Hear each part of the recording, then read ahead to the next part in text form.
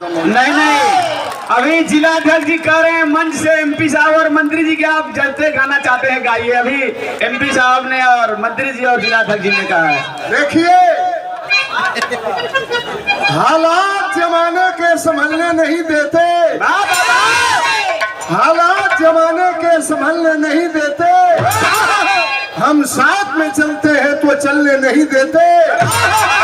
नफरत की हवाओं को मिटा दो जमाने से, जो उल्फत के चिरागों को जलने नहीं देते।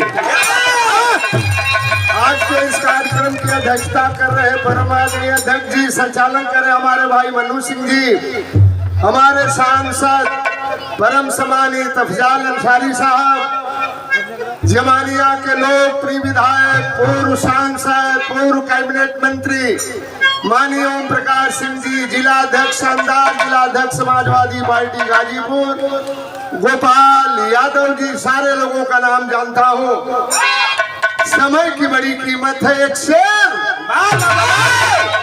अपनी गीत कम समय में खत्म करूंगा। आप स्वागत करेंगे सांसद महोदय का। जाने के बाद जब तक आप कहेंगे तब तक हम कलाकार गाएंगे, वादा करेंगे।